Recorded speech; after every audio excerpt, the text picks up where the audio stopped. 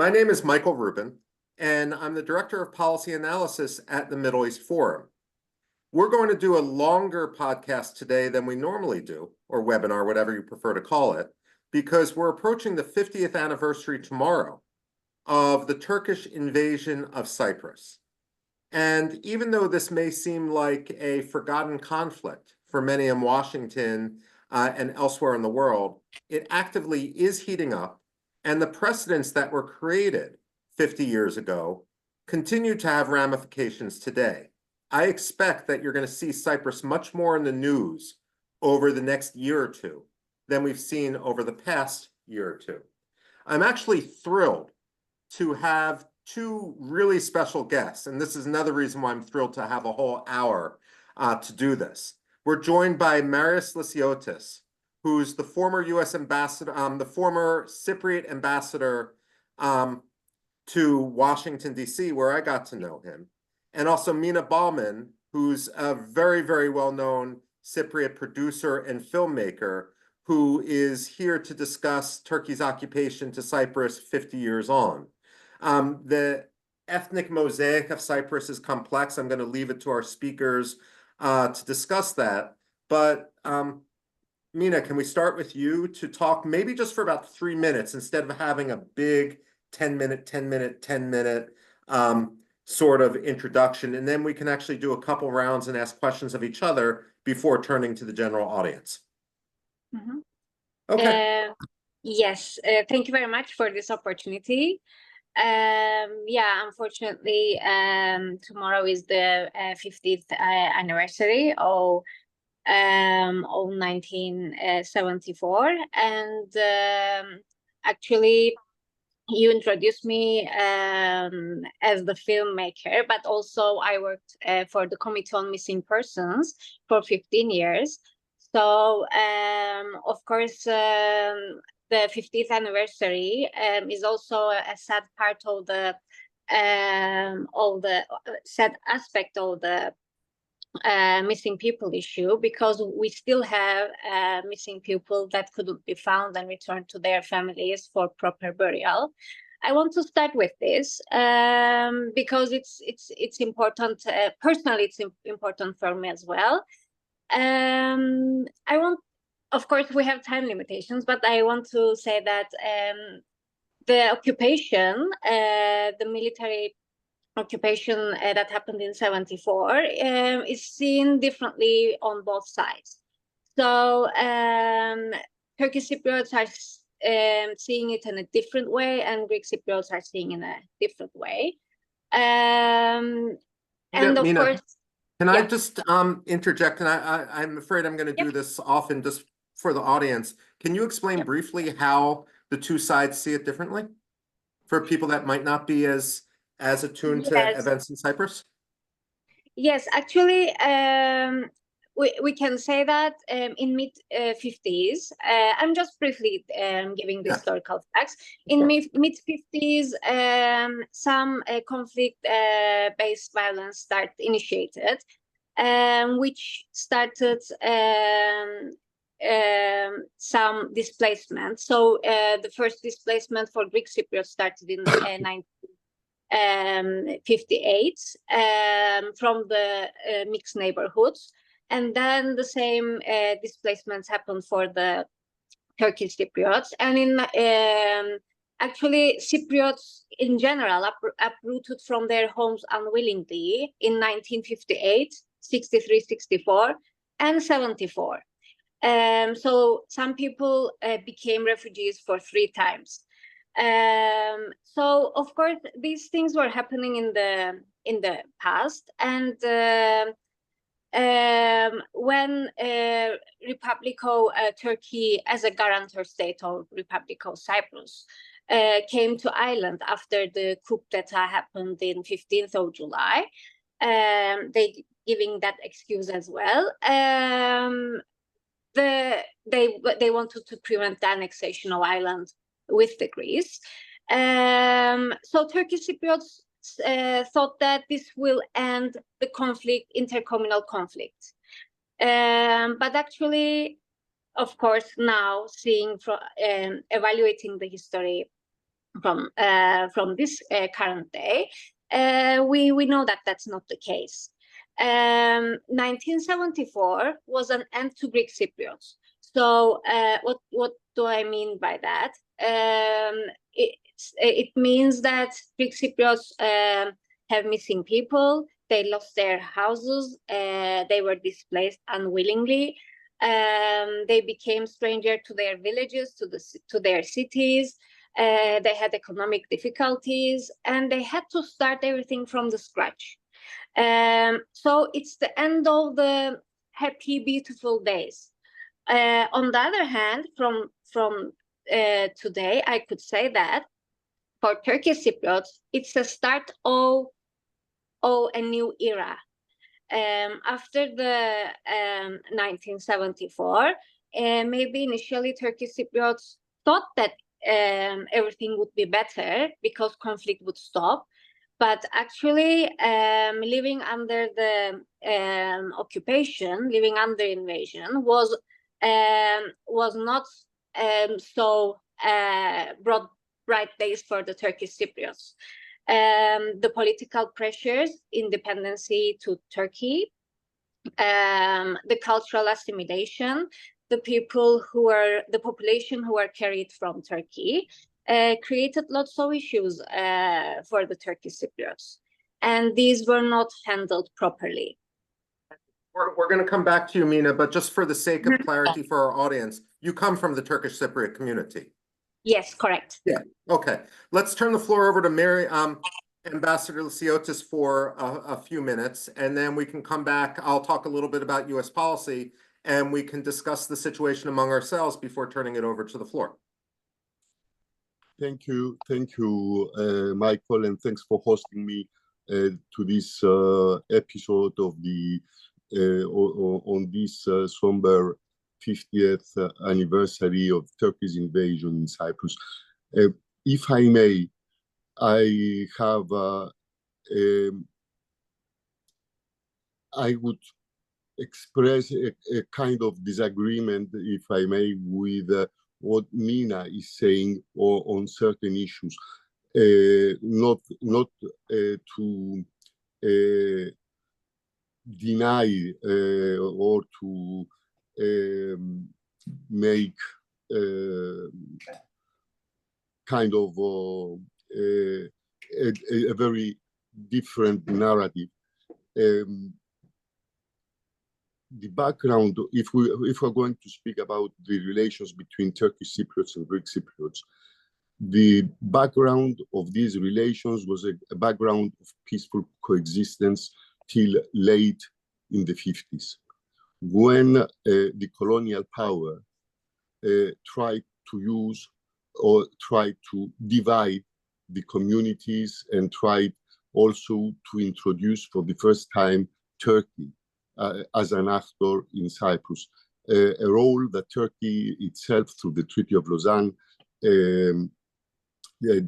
had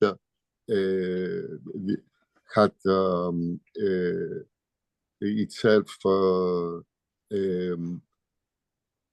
refused, to play. So if I wouldn't myself, and the coup we all know, and you said it yourself, was just a pretext. And Cyprus created a lot of precedents in this sense. So yes, perhaps members of each community might interpret things differently. The fact is that 1974 has been, I think, the most somber day in the history, which is more than 10,000 years, of the island of Cyprus. For the first time, Turkey created a precedent, ethnic cleansing. It occupied 1/3 of the island,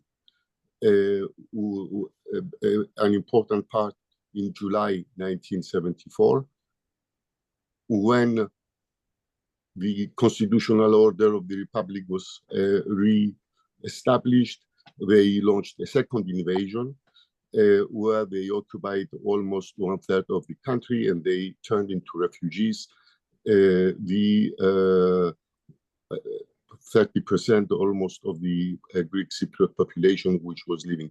So for the first time in the history of Cyprus, the island, its population is divided, and not only that, settlers were brought from Turkey. Even the cultural landscape was destroyed, and Turkey is building, has been building in the occupied part of Cyprus a place in its own image. And that image might have changed. Sometimes it was the promise of a socialist paradise. Sometimes now that image is the image of Erdogan's policy. So yes, it's indeed the most devastating turning point for the history of Cyprus, what happened in 1974. Not only for the humanitarian, Mina talked about the missing persons, but we also have had the enclaved people. We also have the refugees. There also have the thousands of people who were killed during the invasion. So as a precedent to which you referred, we had the first instance of ethnic cleansing, and we had also one of the first instances. A friend of mine was telling me today, if you change the geographic names in the narrative used at the time when Turkey invaded Cyprus with other names, it's the same narrative that Putin used when he invaded Ukraine. And this is another precedent which I believe we should have in mind. Thank you. I'm actually going to jump on to what Ambassador Lyssiotis said. And I should also note, Ambassador Lyssiotis has been an ambassador multiple times to multiple places and is currently the head of the president or the director of the Diplomatic Academy. Yes, but that's on a voluntary basis. I don't hold an official position, okay? Okay, fair enough. I'm a former ambassador. I'm a former ambassador.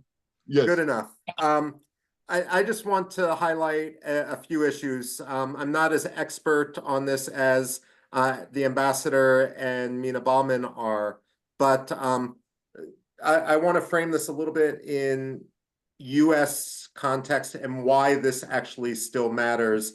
And Maris had said a little bit at the end. The first thing I want to highlight, just in the background, is what we've heard a little bit from both parties, that there really is a difference between Turkish Cypriots and Turks themselves, and that the settlers who are being put onto the island are culturally quite different from those who are native to the island. And indeed, if there were to be reconciliation, it would be much easier to reconcile those on Cyprus who happen to be of Greek origin and those on Cyprus who happen to be of Turkish origin versus the settlers that Recep Tayyip Erdogan and is now pouring onto and into the island. It's a very different culture, and I'm exaggerating a little bit. It's like the difference between what one might experience in Saudi Arabia versus what one might experience in Beirut in terms of cosmopolitan nature of society and so forth. Now, when it comes to the invasion, it's important to note there were actually two invasions. The first invasion took perhaps, it was basically a beachhead, and it was meant to prevent the island from joining Greece, but the Greek junta collapsed and Greece has been a democracy ever since. The ethnic cleansing of Cyprus actually occurred after the crisis had passed. when Turkey invaded against the backdrop of peace talks in Geneva. And Turkish diplomats were there, Americans were there, the Brits were there, the Greeks were there. There were negotiations in good faith. And it really is a primary example of how some countries look at diplomacy as a tool of conflict resolution, whereas other countries can look at diplomacy as an asymmetric warfare strategy in order to cause opponents to let their guard down. And in this case, Turkey invaded during the peace talks when the crisis had passed and occupied more than 1/3 of the island and ethnically cleansed it. And it remains that way today. Now, this is really precedent setting in two ways. As Ambassador Lyssiotis has said, as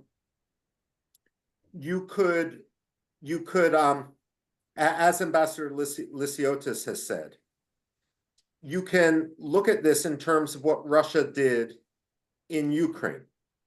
And actually, Recep Tayyip Erdogan, the president of Turkey, has said that it's a shame that we didn't continue the occupation and completely overrun the island in 1974, because then it would have been a province of Turkey today. It kind of indicates where he's going. But now what Turkey is doing is Turkey is saying that this fake government that they've established that is recognized by no one outside of Turkey, the so-called Turkish Republic of Northern Cyprus, should be recognized as an independent state. And in many ways, this is the same precedent. If any country, Azerbaijan, Kazakhstan, Pakistan, recognizes the occupied zone as an independent country, and if the West accepts that in any way, it's the same as recognizing the Donetsk People's Republic or the Luhansk People's Republic that Russia has carved out of Ukraine. What worries me is that there's actually two precedents going on. Because starting on June 15th, Turkey reinvaded the north of Iraq. And they have been systematically ethnically cleansing districts. They have burned more than 250 square miles of farmland. They have forced the evacuation of 7 Christian villages and numerous Kurdish Muslim villages. And what we see if we look at the Cypriot precedent is you have this ethnic cleansing, then you have the import of settlers and a permanent change in the demography. And then perhaps you'll have a plebiscite saying, hey, let's join the Turkish homeland. And we've seen this also in northern Syria, where entire districts have been ethnically cleansed. Kurdish graveyards have been destroyed. Turkey has opened up Turkish post offices. They've opened up university campus branches for like University of Gaziantep and so forth, and really sought to incorporate northern Syria into Turkey itself. The question is whether that precedent, if it isn't reversed, whether we're encouraging this. But I actually have one question as I throw the floor back to you. 50 years on, the United Nations hasn't done anything, even despite the recent aggression they've suffered. And you have a lot of people who want to launder the aggression of the past as saying, look, this is just a fact of life now. Could I ask both Mina and Marius, and excuse me for using your first names now, could you each explain why a permanently divided Cyprus is unacceptable? Mina, why don't we start with you? Currently, we don't have any political settlement. So it's a frozen conflict. And the frozen conflict cannot be the solution. Therefore, we need a political settlement.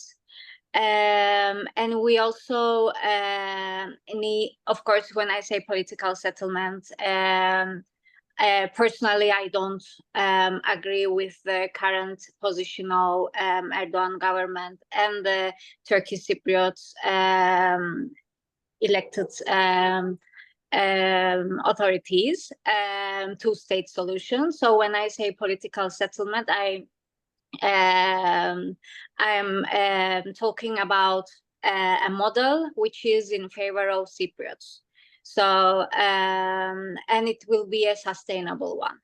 Yes, if we have a frozen conflict, this means that we can have conflict again. And we could see that this could happen because in last August, in the mixed village Pila, the Turkish Cypriot side immediately entered the buffer zone, and this caused some violence to happen between the United Nations and the Turkish Cypriots.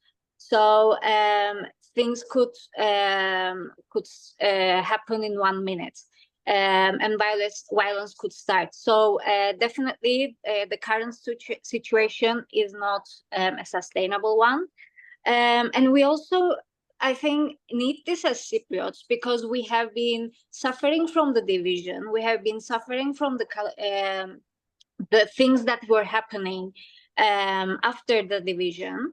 And we deserve a better future, not only for ourselves, but for the future generations as well.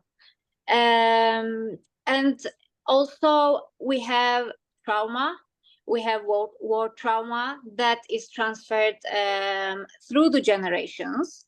And I think healing could come after we have the political settlement. Because people need trust building, people need reconciliation, people need their missing people to be found and to be buried properly with their cultural and religional beliefs. So I think Cypriots deserve this. I want to stand on the humanitarian side of the thing, because as a mother of two and as a person who didn't experience the war and conflicts in the past, I believe that I also carry the responsibility of this situation to be solved. Okay. Marius, in addition to answering the question, I have one other question for you to address. Yes. Can you address the failure of the U.S. State Department to call Cyprus occupied? But those two questions. First, let me agree with Mina that the situation in Cyprus is not viable. I mean, there is a status quo, but this status quo is dynamic. It might change at any moment. You know, outside in Kyrenia now, there are 50 vessels of the Turkish fleet which came to celebrate the invasion. A small incident might create, and we have incidents, a small incident might create, might change dramatically the situation. And I agree with Mina that Cypriots deserve better than this. We need to find a solution. We need to find a solution which will reunify our country, which will reunify our people, and which will put an end to the occupation of Cyprus. There are, and this is particularly important for the Greek Cypriots. You know Famagusta? Why don't you explain it for the audience? Varosha is a ghost town. 50,000 people were living there, and I mean, it's a town in the occupied part of Cyprus, which the Security Council considers under the direct control of the Turkish military, and which is there. It was the most important tourist resort in Cyprus prior to 1974, and it's now, actually my wife is from Famagusta. It's a ghost town where, I mean, in case of a settlement, people could go rather more easily than anywhere else and live there. So imagine these people from Famagusta who can see the empty houses and the empty buildings and so on from some distance away from the Rinia village, and who cannot go. These people are ready and willing to make, and not only them, they are ready and willing to make the necessary compromises in order to find a solution. I believe it's also important, and there again, there is an issue that we lived before with the Turkish Cypriots. And I don't believe that the issue is bicommunal. I don't believe that the issue is the relations between Greek Cypriots and Turkish Cypriots. We meet each other. And we are not in the 50s, we are not in the 60s. We are in 2024. So it's another era. We need to find a solution which will heal and which will repair the losses we had all these years. Unlike Mina, I was 16 years old when I woke up on the 20th of July by the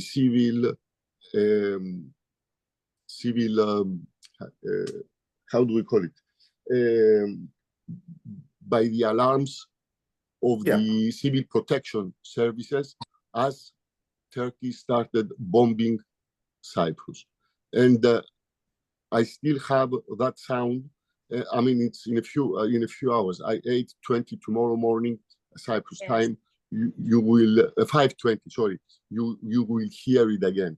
So yes, we need to find a solution. The status quo is hurting both the Greek Cypriots and the Turkish Cypriots. The status quo is dangerous, as Mina said. It can change. But we have to take into account something, according to me. It's Turkey that has to, the main obstacle to that, as far as my own assessment, the main obstacle to that is Turkey. And the Turkish Cypriot community itself, I believe, suffers from the policies Erdogan is following in the occupied part of Cyprus. They're becoming a minority compared to the settlers, and they are being imposed a model of life which is alien to their own traditions. You know, Cyprus is an island, and islands are closed places. People interact, and they interacted. There are problems, but in the end, they form a kind of community. They understand each other. That's not the case with settlers. Now, the issue you raised about the U.S. policy in Cyprus, it has a lot of aspects. It's not only the U.S. And that's one of the problems of the issue. You see, we speak about the parties, but who are the parties in this case? Who is occupying? We know we say who occupies in Ukraine and who doesn't. We don't say this in the case of Cyprus, and this has consequences because in the end, you ask the communities to find solutions. They are ready, willing, and they want to find solutions, and we discuss and so on. But you just take out of the equation the country which is occupying Cyprus, Turkey. And unless you do something on that respect, nothing will change. So is it fair to summarize, Marius, that a solution would be much more possible if the Turkish troops went home? Of course, and a solution can only be a solution if Turkish troops leave and if Cypriots, and that's the basis. If Cypriots are left alone to organize themselves, and we know already how, because Security Council resolutions have defined the aspects of the solution. We know that it would be a federal solution, bi-communal, bi-zonal, with political equality, as described by the relevant reports of the Secretary General.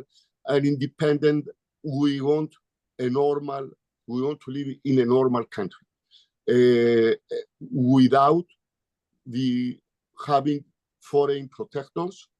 And I believe that the membership of Cyprus in the European Union is already an important factor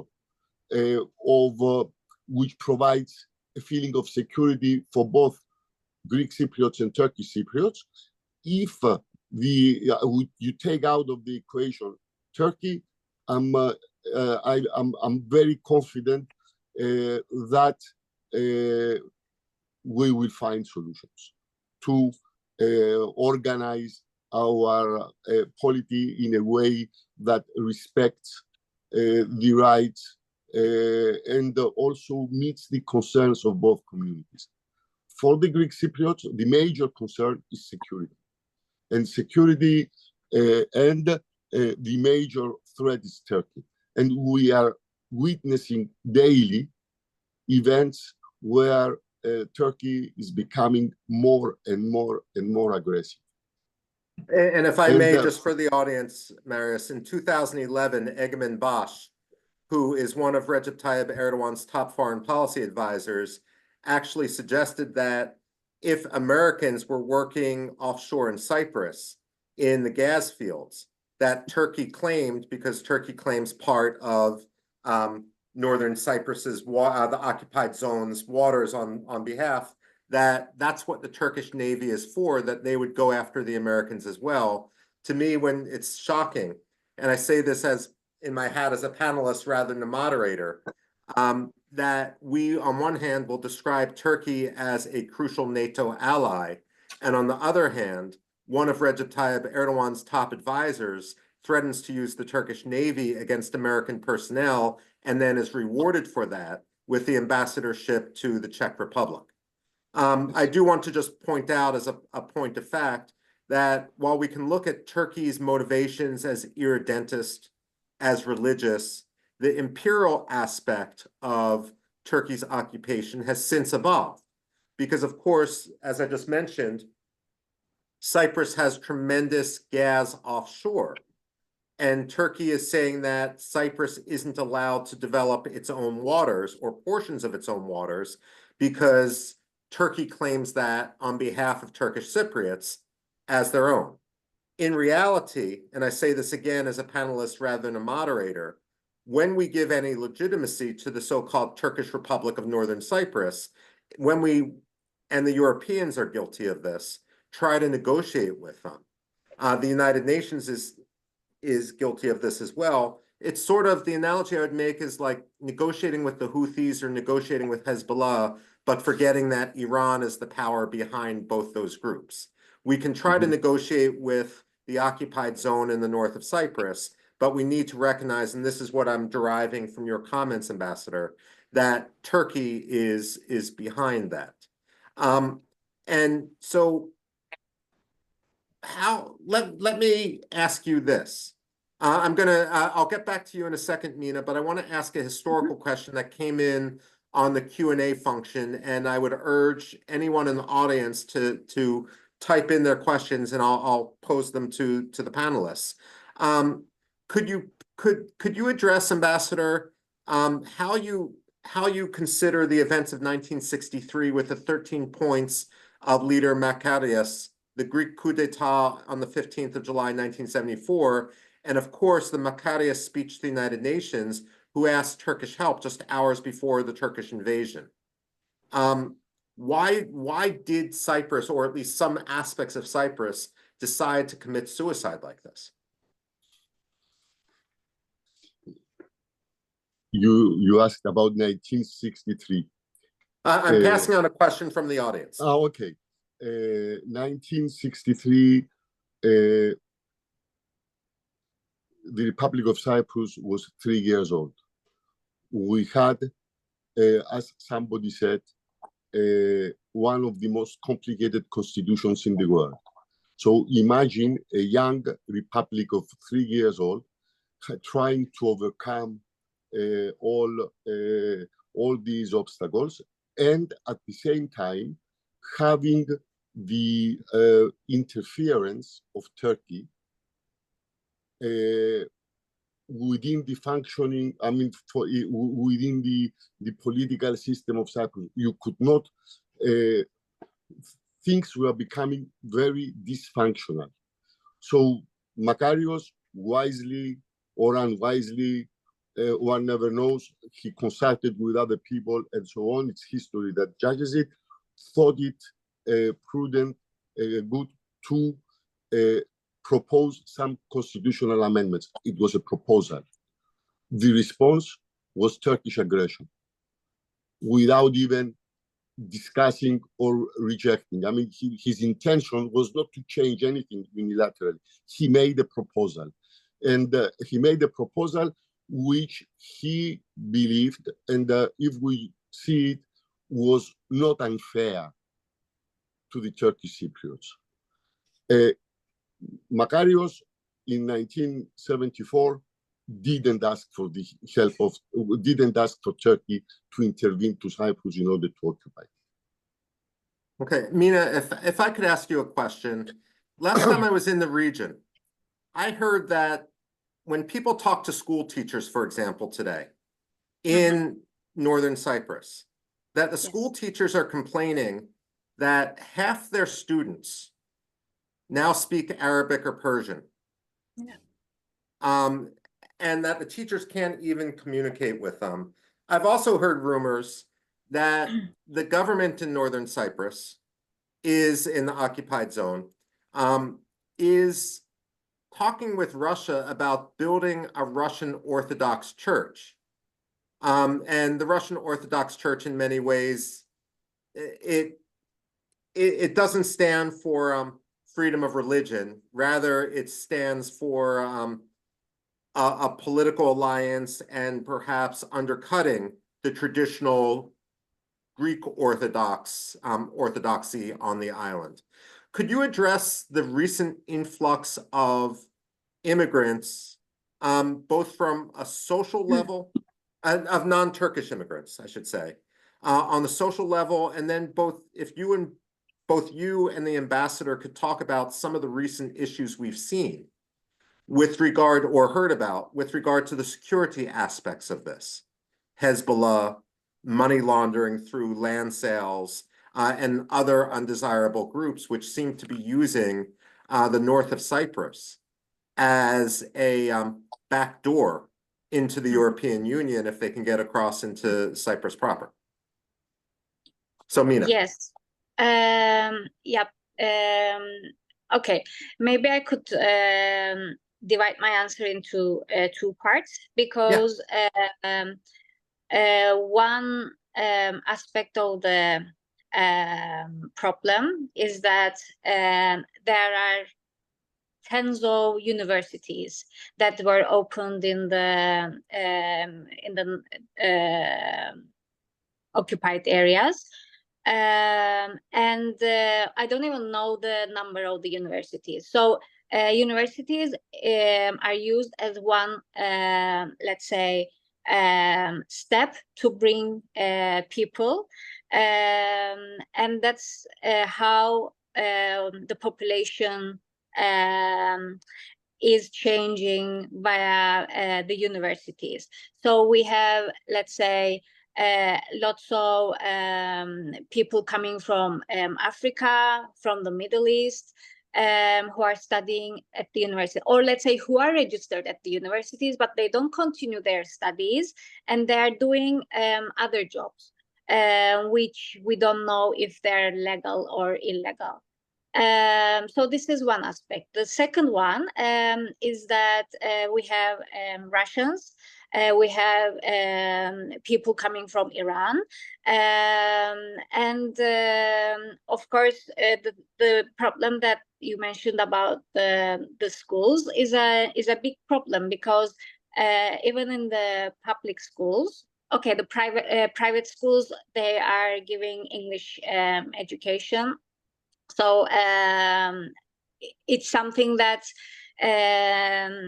that minimizes the language barrier. But in the public schools, where the education is purely Turkish, the teachers cannot communicate with the children. to teach them. So yes, as far as we know, we don't know the population at all. But I could say that the Turkish Cypriots are one of the minority groups now within those people, coming from different countries and living in the area. Okay, and Ambassador, could you address the security aspects of what we've seen with Hezbollah and so forth? Well, I mean, I would continue on what Mina was saying. That's an additional reason for having a solution to the Cyprus problem, and if I may say, a good solution to the Cyprus problem, a solution that addresses certain concerns. And I believe that kind of solution is also to the interest of the United States and of the European Union, and to the whole in the whole region, because indeed you have a hole there which you cannot control, where you have various elements. I mean, we had recently even issues with possible terrorist attacks where the people went from the occupied part of Cyprus, and they tried to cross in order to hit Israeli interests and so on. So you have a situation, again, it's in Turkey's image. I mean, Erdogan is hosting Hamas. Erdogan says that he has an independent policy. He's both with Russia, and he's also a NATO member, and he claims that so I believe that this should be a wake-up call for all those who are interested in the stability of the region, in order to assist us to make efforts and contribute towards solving the Cyprus problem in a way that guarantees that these things don't continue to happen. That is, that Turkey doesn't have a tutelage over Cyprus, or cannot influence its policy vis-à-vis the region and the main issues which concern us. I mean, we will eliminate the threat to the peace, security, and stability of the region as well, as a bonus to solving a long-standing problem. And if I may just intercede as a panelist now rather than a moderator. Yes. I want to highlight what both of you have said in terms of U.S. policy. One of the big lessons of the pre-September 11th era was that ungoverned spaces are spaces in which money laundering thrives and in which terrorism thrives and terrorists can operate. Cyprus is in many ways an ungoverned space on the island of Cyprus can be more dangerous than what we've even seen in Afghanistan because of its proximity to Europe. The Eastern Mediterranean used to be something which the United States Sixth Fleet would sail through on its way to the Fifth Fleet area of operations, to the Middle East, to the Persian Gulf, and so forth. Now it very much is contested waters. Another analogy I would make is in 1979, when we had the Islamic Revolution in Iran, even the Carter administration recognized the danger which that posed.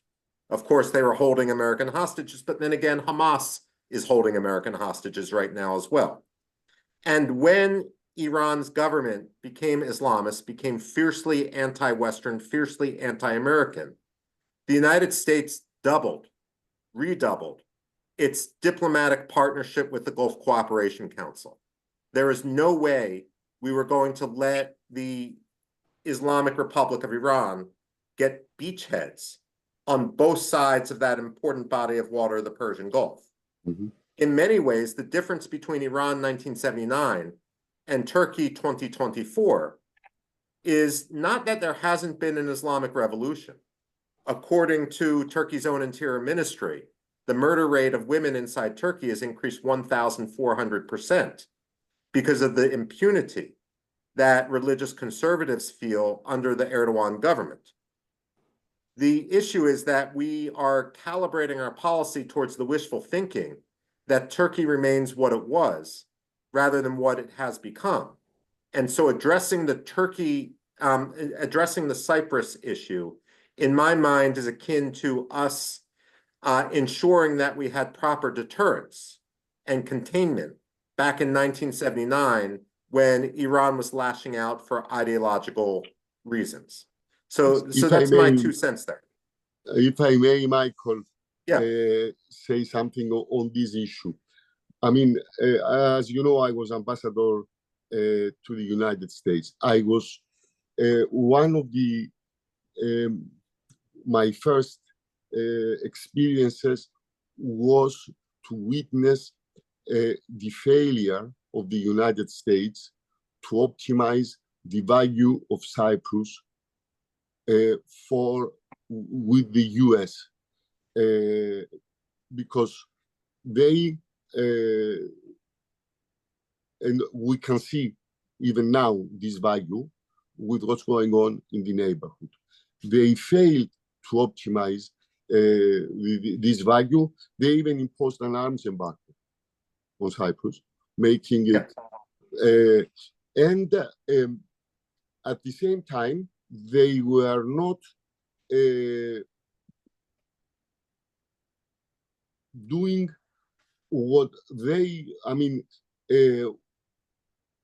were not exercising the necessary, shall I say, pressure, influence of Turkey on Turkey in order to bring about a solution which would have solved the other issue you were mentioning before, the issue of the black box in the occupied part of Cyprus, where money laundering, trafficking, whatever go on.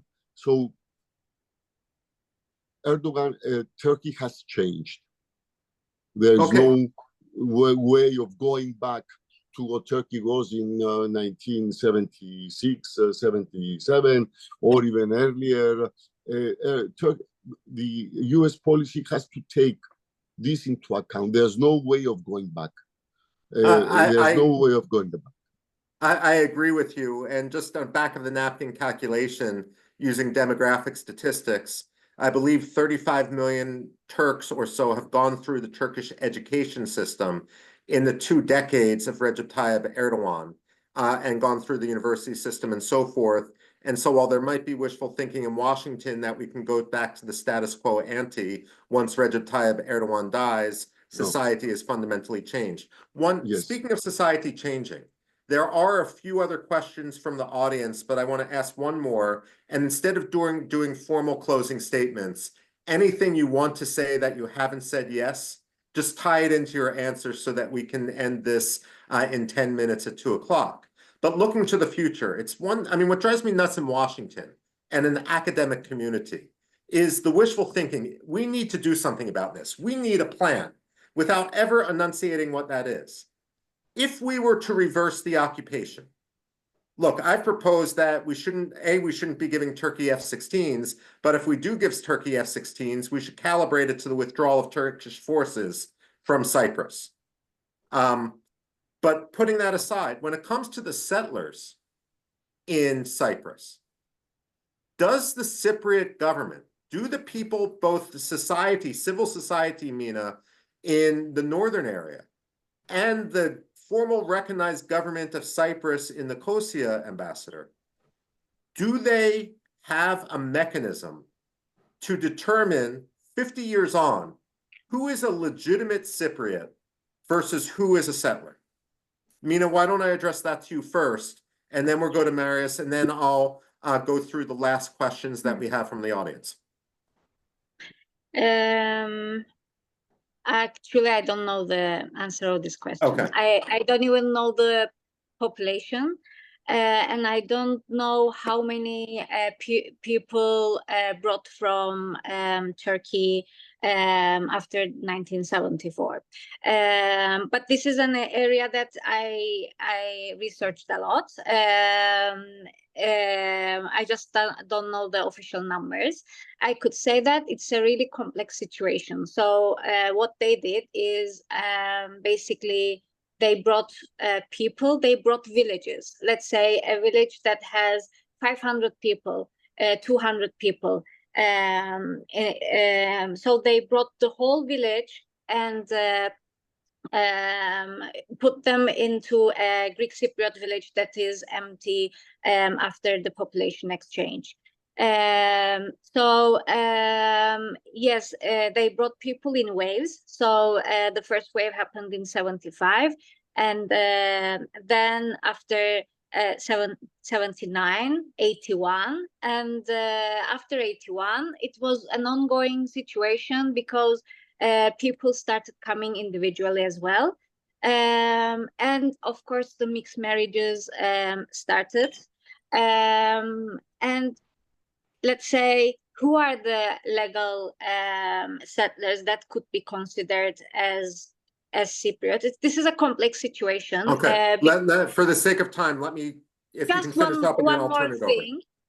Because generations are passing, and there are children of the settlers who speak Turkish in Cypriot dialect, and you can't really differentiate if they're Cypriot or coming from Turkey. Okay. And they're in favor of reunification, and they're active in civil society for reunification. So this issue is a really complex situation. Ambassador, can the people actually be determined? Well, I mean, now it's difficult, but I mean, if you're saying we don't know how many settlers there are, and I think that Mina described the situation more or less the way things were done. But in case of a solution, we will be in a position to determine. For example, if I may press you just as someone who knows the government, my understanding is if someone wants to apply, even from the occupied zone, for a Republic of Cyprus passport, there are ways of determining whether they qualify. We know. That's why I said what I referred to in the beginning. We don't know the numbers. Okay. We don't know the numbers exactly, and so on. So there are estimates, but we know who the citizens of the Republic of Cyprus are. So we know the Turkish Cypriots, and as you said, they can apply for passports, and the vast majority of them has passports of the Republic of Cyprus or identity cards and so on. So yes, we will be in a position to determine who are the legal citizens of the Republic of Cyprus. We know who the Turkish Cypriots are, and if you mudadis mudandis, if you apply the legislation, you can even solve a lot of issues. I mean, issues of if you apply current laws, issues of Turkish Cypriot married to a Turk, either a settler or from Turkey, and so on. Determining the legal population will be an issue which is solvable. Okay. Just very quick answers because we only have 4 minutes left. I'm looking at the audience questions. Why has the European Union and also the human rights non-governmental organizations been so silent on Cyprus occupation? Just very briefly, do you have any thoughts on that? If I have to say something, I mean, the European Union has not been that necessarily that silent. They could be more vocal, and it depends on when we're speaking. There was, at the time, a universal condemnation in 1974, because we're also commemorating a universal condemnation of Turkey, its activities, mostly verbal. There were also remarks like the ones of Henry Kissinger, what does it matter to the United States if Turkey gets 1/3 of the island of Cyprus? We are trying to involve as much as possible the European Union in the efforts to solve the Cyprus problem. First of all, because it's normal, we are members of the European Union, and the European Union has a stake in that, and they can contribute positively. Turkey refuses this, and it's even sometimes it's a great achievement if we manage to have somebody from the European Union, for example, in the past during the talks, in order to give advice and so on on the solution. But Turkey, that's not. I mean, that's why, for example, we never had a European envoy of the Secretary General to the talks. I mean, it's because Turkey refuses to do this, even though it's legitimate for the European Union and it's in their own interest and it's in our own interest. I mean, they fail because, as you very well know, the European Union is not, it's member states. Member states have different policies. Member states have different aspirations, different relations with Turkey, and so on. So it's always very complicated to get to get something. But on the basic issues, for example, when we're discussing about the basis of the talks, the European Union is very clear on the issue. Okay, or and on the issue of Barosha. We only have about a minute left. And so I do want to just highlight what you said. I mean, even before Ukraine, this is not only one of the longest running occupations, it's the longest running European occupation. And of a US partner, of a pro-Western country that has contributed disproportionately, punched far above its weight. And unfortunately, my own personal observation, sometimes we expect small democracies to make concessions simply because it's easier to pressure them than it is to get dictatorships to change their positions.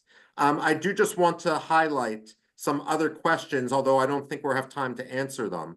We had an anonymous attendee who asked, well, isn't this analogous to what happened with Czechoslovakia in the 1930s with regard to the appeasement policy? Although, while I worry about how Turkey might look at it in such way, and of course, if you appease here, could Turkey repeat this? We talked about that earlier in other countries. We talked about this earlier in the panel. But as you say, Ambassador, the Europeans are seeming to be holding much more firm, even though, of course, they could hold firmer. I certainly would wish that we wouldn't have direct flights from Europe into the occupied zone in a way that rewards the occupation government with revenue.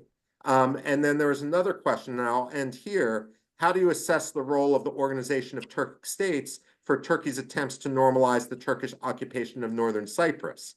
How prospective do you assess the strategy? Unfortunately, it seems the strategy has been working, in my opinion. We could be a little bit more proactive rather than reactive in recognizing that Turkey has a strategy that is undermining the liberal international order.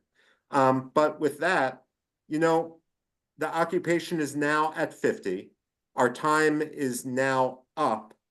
But I want to just say that perhaps in conclusion, what we are not going to see is the status quo ante continuum.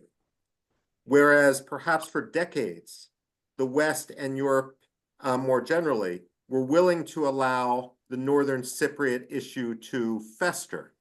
Now we see interplay in motion with Turkey and Turkish revanchism, with Hamas, with Hezbollah, and so forth. And it behooves the United States and the European Union, I'll say in conclusion, to actually have a proactive strategy not to allow this sort of aggression to pay off in a way which will undermine our own security in the future. With that, I very much want to thank Mina. I want to thank Marius. Off camera, I want to thank Daniel Pipes, the founder of the Middle East Forum, as well as Greg Roman, the present director. as well as Anaf Kalam, who has been coordinating all the AV behind the scenes. And with that, I wish you a good night, and everyone in the United States a good afternoon. Thank you. Good night and good Thank afternoon you. to you and to Mina. Bye. Thank you. Thank you. Bye.